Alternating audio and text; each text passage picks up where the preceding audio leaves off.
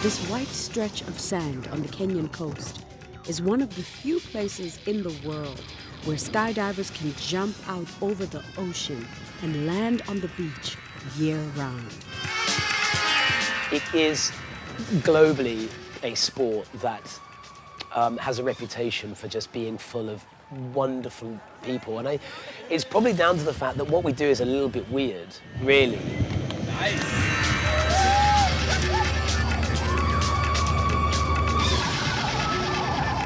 It is also one of the only fully operational, permanently established skydiving centers on the continent outside of South Africa.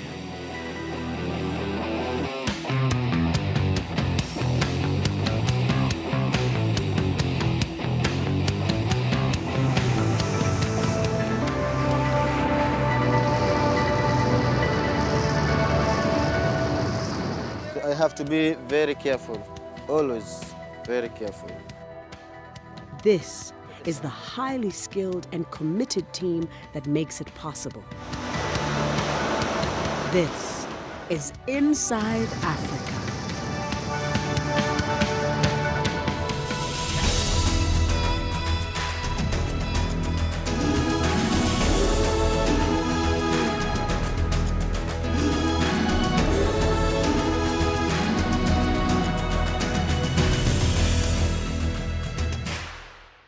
My name is Saidi Bakari Chanda.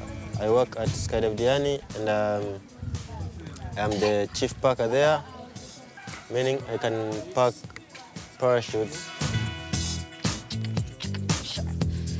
SkydiveDiani started by complete chance, where a bunch of skydivers found themselves in Kenya and were missing their passion, missing their sport. We floated the concept of what if we started a skydive centre here in Kenya? And then 6 weeks later, we had SkydiveDiani.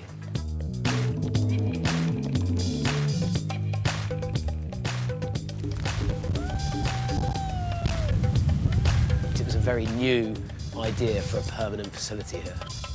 We're particularly unique globally because we get to land on the beach, and there are only this many drop zones, skydive centres, in the world that can enjoy that luxury. I craved for being one of the parachute packers and talked to the boss and I inquired for us to be a packer at the desert, and they told me, yeah, you can come.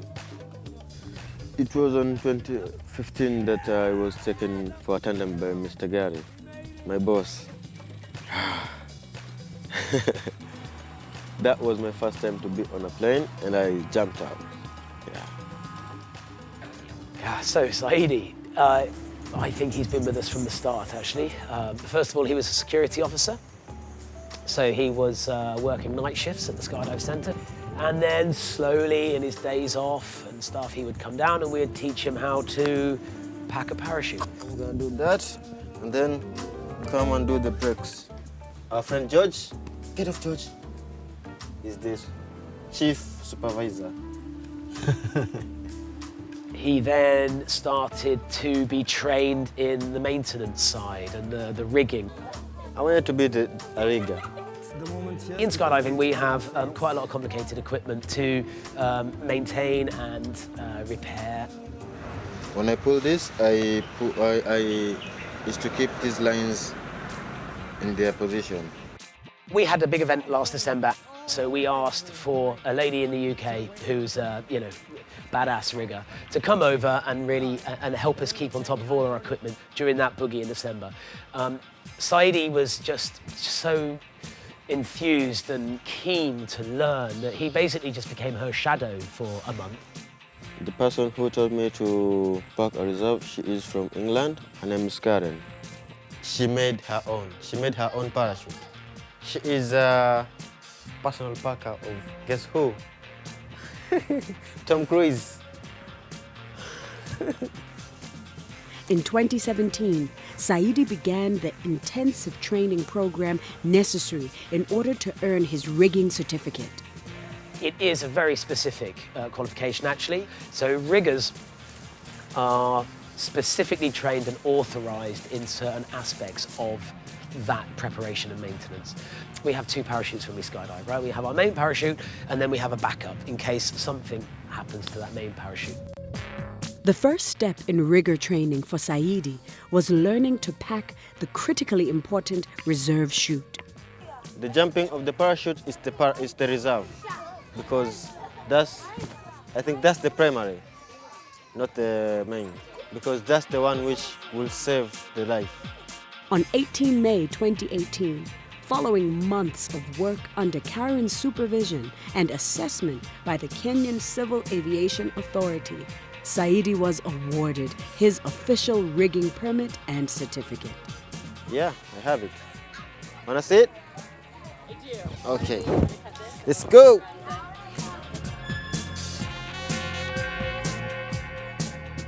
In Kenya, there's no one who has it except me. I'm the first one who did the course. My mom liked it because that's a new thing in Kenya. If it's driving, we have so many drivers. If it's plumbers, we have so many plumbers. If it's mechanics, we have so many, but there's no riggers. Today, Saidi is bringing his own students into the game, training Othman from Morocco on the complex inner workings of the parachute. How I do it? If you find this way hard, I'll show you another. Okay, no, I want to go with the normal way. I had no idea of how complex it is to pack it back. I do kite surfing, so I get to play with lines, but it's nothing like that. This is a hard job. This is really a hard job. I don't know how they do it. And this could be here when the canopy opens. Yeah, so it takes everything with it. This sometimes goes off. Yeah. So and then you start. When it goes off, you're spinning. Yeah, and that spin is not okay. I told you, like every second of this thing is important. Yeah. Can we take a 2-minute break? Huh? My brain is about to. Okay.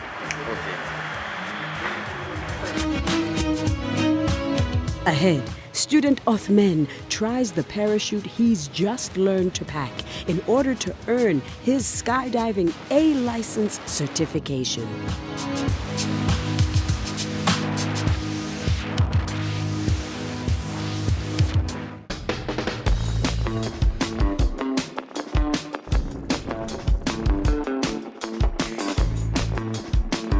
On the shores of the Indian Ocean, Africa's skydiving pros have gathered to coach beginner students in this high-altitude, high-adrenaline sport. My name's Oliver Newton. I've got 2,500 skydives. Been in the sport 12 and a half years, not stopping anytime soon. My name is Othman. I've been in the sport for less than a week. 6 days. Yeah. 11 jumps and 11 great memories.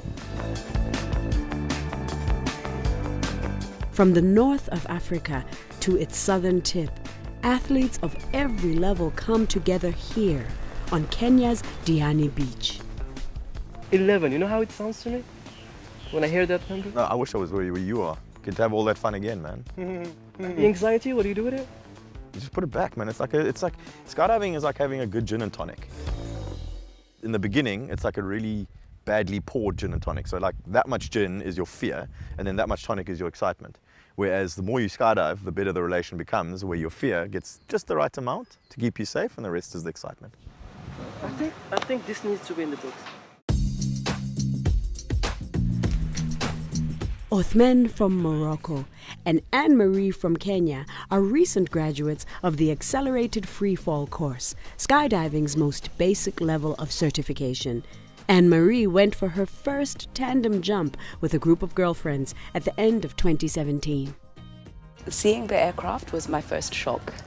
It was a tiny plane, no door. I'm like, oh my goodness, you know.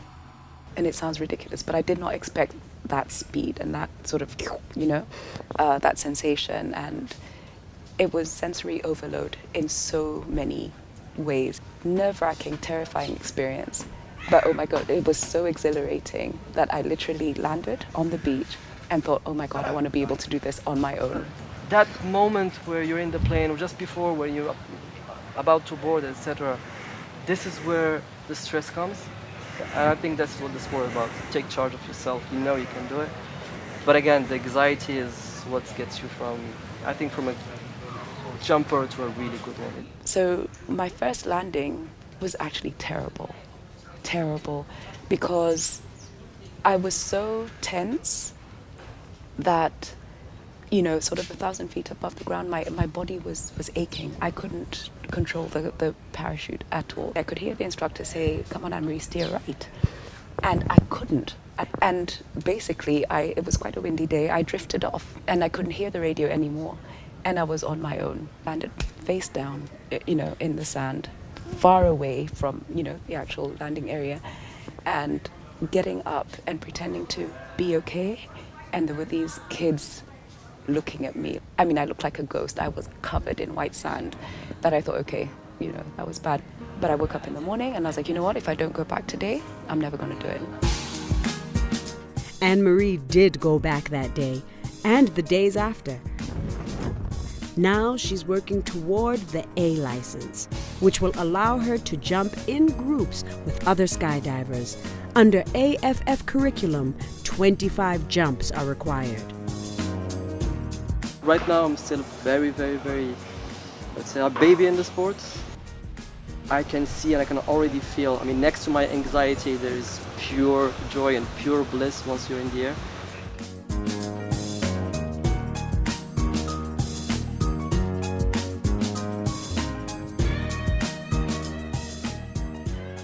Basically what you're hearing at that moment is that you can fly. And that's why I guess people get into the sport. They want to fly. But the moment you're stable and you feel like you're in control, yeah, this is something I'll never forget.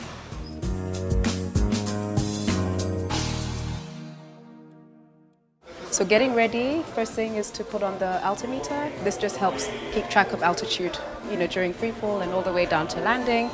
Got my goggles, very important, and then the rig here, which is what I was checking, you know, that it's all set and all safe to go.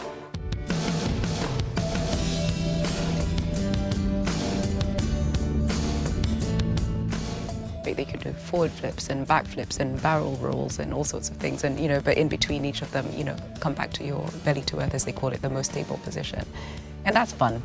That's really good fun. So for me, I've had horrible, very close, you know, near misses. Then there's seeing the sea. Then there's seeing the land, seeing all the trees, people on the beach, camels. I mean, there's a lot that goes on, you know, in my head. So for me, it's helped me to surrender in terms of you're never going to be fully in control of everything. I'm very big right now on, you know, embracing midlife. So I feel it's a really cool thing as well, you know, to be able to do. But it's a very short journey. You know, I think I've only done 23 jumps now, 24. And each experience is so totally different. And also, some jumps are better than other jumps. The feeling that I have when I'm back on the ground is amazing. And it doesn't matter how bad it was. And I might be a little bit scared, but I want to go back up again and try it. This is Anne-Marie's 24th jump, the next to last before she is evaluated to receive the A license. Oh my God, it was kind of nerve-wracking because it was very different to any jump I've gone on before without a coach. So, you know, I kind of needed to figure things out a little bit myself.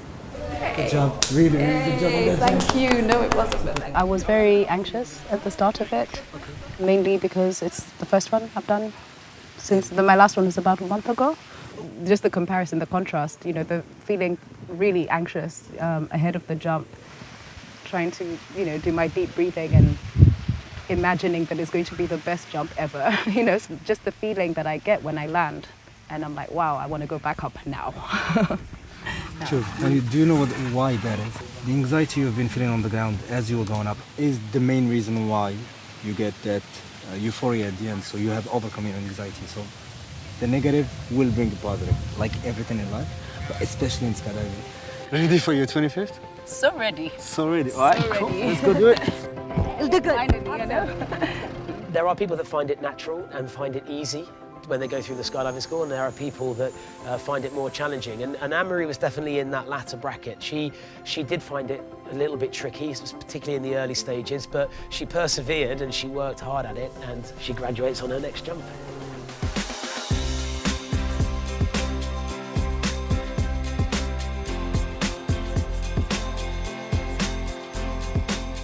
If you'd asked me a year ago, I would have said there's absolutely no way. But that's the beauty, that we never know. We never know until we're there.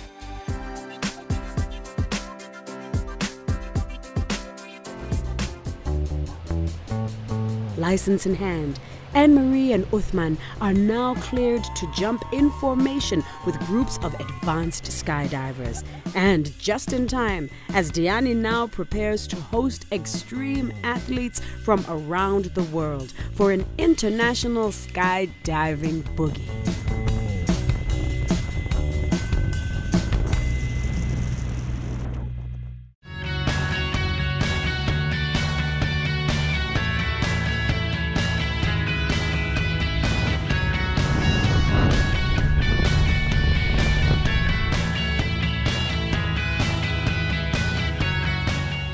Welcome to Diani Beach Club. It's a boogie where we'll be having so many parachutes in the air. You'll be amazed because you see how I say when I want to be a parachutist some days. The team at SkydiveDiani is getting ready to host a boogie here on Kenya's Swahili coast. A few times a year, we put together events where we open the doors to skydivers from all around the world and say, come and see what it's like in Kenya. Come and jump with us, come and land on the beach. Effectively, they're skydiving festivals. We call them boogies. So it's the skydiving boogie. It's good, it's fun. They're just fun to be with them, it's just good. What is a boogie? Good question. You know, on the flight down, I was actually thinking, I don't know why it's called a boogie. A boogie is more of an event that brings so many skydivers together. So everyone gets together, different types of skydivers, like there's different types of skydiving. It's a skydiving safari meet African warmness on an island holiday. That's what that SkydiveDiani boogie is for me. Right then, gang, let's talk about the day, because it's going to be mental. 75 expert skydivers are parachuting into Diani Beach for a week-long boogie. The team is ready, from coaches to packers, ground crew to pilots. My name is Amar Lakhani. I'm a commercial pilot working for SkydiveDiani. My name is Curtis Gitonga, commercial professional pilot. So, once they land here, mate, we can't fly until about 9:30 because of the tide. So, on the bus for breakfast, and then once the tide goes out, we'll be jumping. We'll be jumping all day today, fortunately. We can jump all the way through the sunset. So, that's going to be... 7 to 8 loads at least on the van. Yeah, we'll probably be doing twice that, actually, because these guys are going to want to jump hard like they always do. Definitely the calm before the storm. It's about to get absolutely insane. No, most of the flights are involved is you take off, climb up to 12,000 feet, drop the jumper, and come down as fast as possible. We try to make it from engine start, including the taxi, the takeoff, the descent, the landing, engine shutdown, less than 30 minutes. All right, let me show you guys something pretty interesting. This is the pilot's bailout rig, basically a parachute that you'd wear. This is only packed by one person every 10 years if it's never used. This is specifically for skydiving. Pilot schools don't teach you how to use reserve chutes. They don't practice you flying without a door. Yeah. For beginning, so yeah, it's a new experience. So basically that's it. You set up, it's like a school bag. Carry this, make sure you're nice and snug.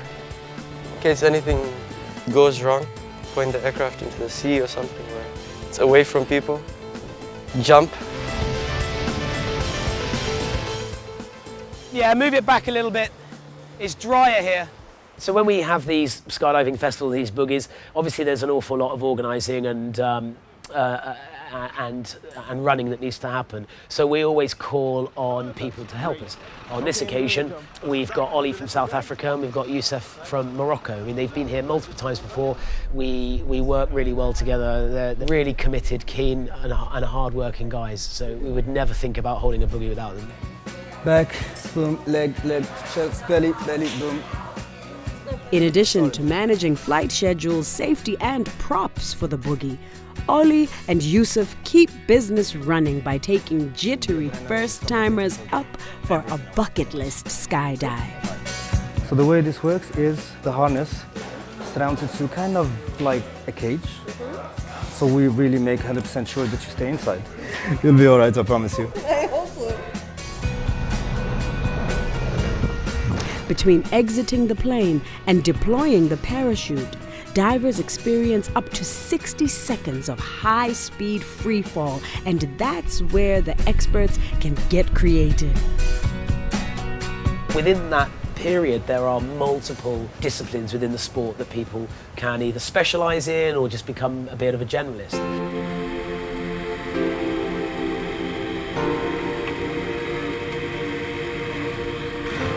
Yeah, as you can see, that this is where the jump plane is at the moment. Ollie's coming down the coastline, just having a fly over the landing area. To offer people that come into Kenya for the first time, what they do is they land into Mombasa International. We then pick them up in a skydive plane, and then they just come and jump in here, arriving like rock stars. And rock stars they are, descending on this otherwise quiet stretch of Kenyan beach. Parachuting pros and first-time tandem jumpers receive a warm welcome.